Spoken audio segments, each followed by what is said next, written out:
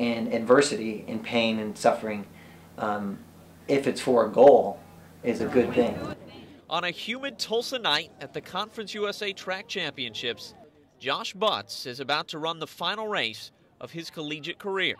The shrapnel embedded in his left heel will make for a painful night, but at just 27 years of age, Butts is already an expert in persevering through pain. After graduating high school in eastern New York in 2000, Butts joined the Army to help pay for college. 4 years later, he found himself a sergeant in the middle of some of the Iraq War's most intense fighting, including the Second Battle of Fallujah. And war is hell. A city still echoing to the sound of constant explosions. I think even if I could tell you, I don't know if I'd even want to. 1 year in Iraq left Butts with shrapnel in his left heel. We were in a combat situation. There were mortars going off, kind of a lot of confusion, and something bounced off the ground, snapped off, and hit me right here. And post-traumatic stress in his heart and mind. I was in New York, and I was drinking a lot and things. And I actually woke up in a ditch and thought, is this what I'm going to do with my life? When he stopped running from the pain, Butts returned to running on the track, where a scholarship was waiting for him right here at the University of Tulsa. I decided that I was going to recommit to the goals that I had, which were in track and field, even if I didn't feel like doing it at the time. And that's taken me on an incredible journey. A soldier, an athlete, and an artist, as Butts continues to suffer the effects of post-traumatic stress syndrome. I have trouble sometimes with listening to fireworks. I can't watch like Saving Private Ryan. Yeah, it comes back, and it's something always that haunts you a little. He reaches out to fellow veterans, and recently, the graphic design grad has begun to honor them with charcoal sketches. This guy lives in North Tulsa, and a real interesting guy. And I just kind of thought it was good for me to recognize and kind of identify with those gentlemen. And they've been through tremendous struggle as well. And if I can testify to that in any kind of way, it's good for them and it's good for me, and I think it's good for the public to know what they've done. Back on the track now in his final collegiate race, Butts is again fighting through pain.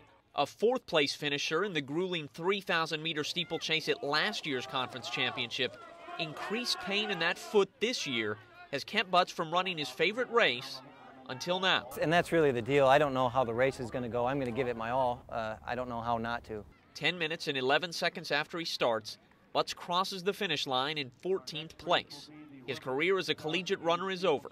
His life as an inspiration to others just getting started. Hopefully what I've learned and what I continue to learn will be a positive impact. And you know, if you don't give back, then it dies with you. So I can really see in my life a sense of purpose, to kind of a guided direction, and a responsibility to succeed. In so many ways, he already has. Cayden McFarland, 2 News works for you.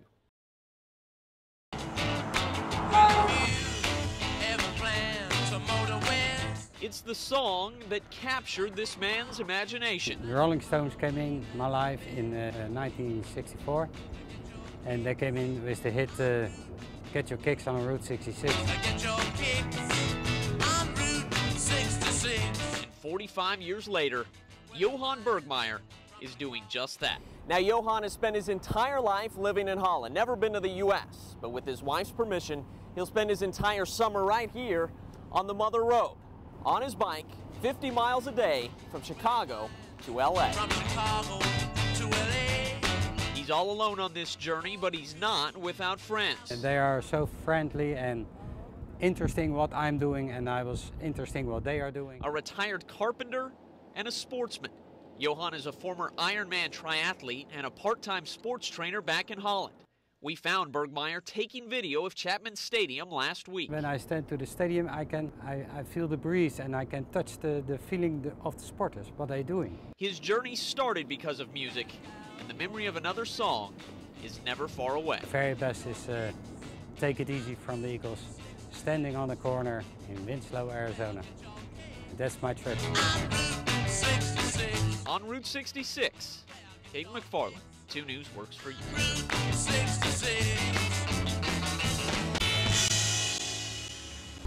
Andretti being Oral Roberts University national champion.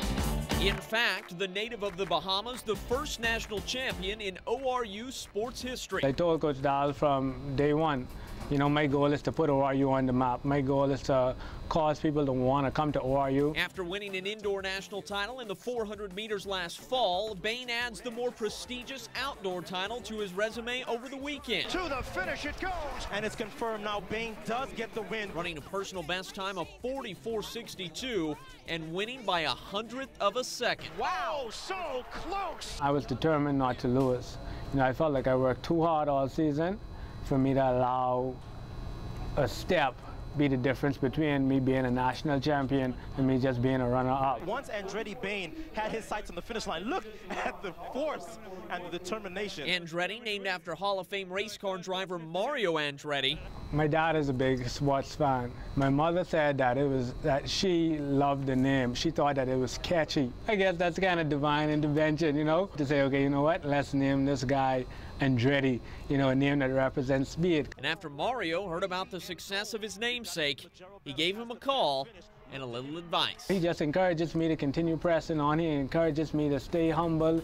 He encourages me to stay faithful and just to stay determined. So Andretti will stay determined and stay busy. The next order of business, qualify for the Olympics in his native country later this month. I just need to stay hungry and go out there and do what it is that I'm capable of doing.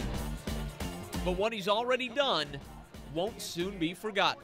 Cayden McFarland, 2 News works for you.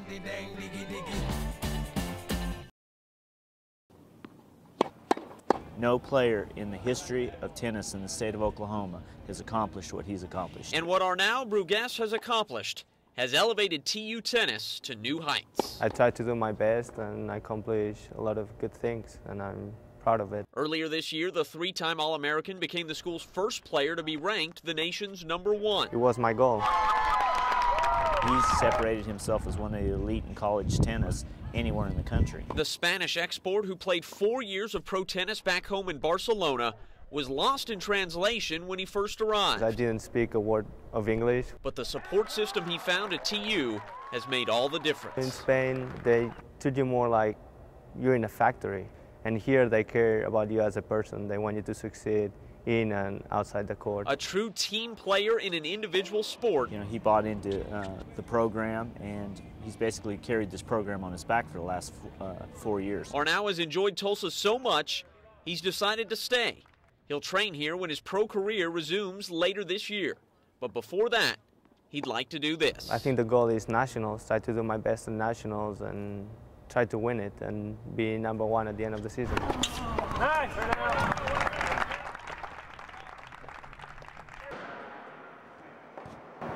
It all started like this, with a father, a son, and one jumper after another.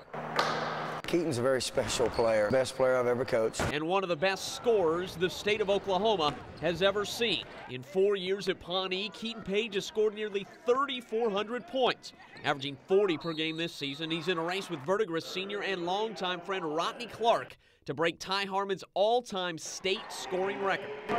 It's really awesome that you have 2 kids going for the same record in the same year. It'd be a cool deal, I mean, in the future to look back on it and know that you hold a record like that. So the record would be nice, but a state title would be a lot nicer. But right now, it's state championship's all we can think about. Now, winning a state championship next month would fulfill a year-long goal for Keaton, but he's already on his way to fulfilling a lifelong dream. Next year, he'll play his college ball down the road at Oklahoma State. That's where I'd want to play, so when they did offer, we're ready to take it. Ready for Stillwater, ready to make history, ready to be a state champion.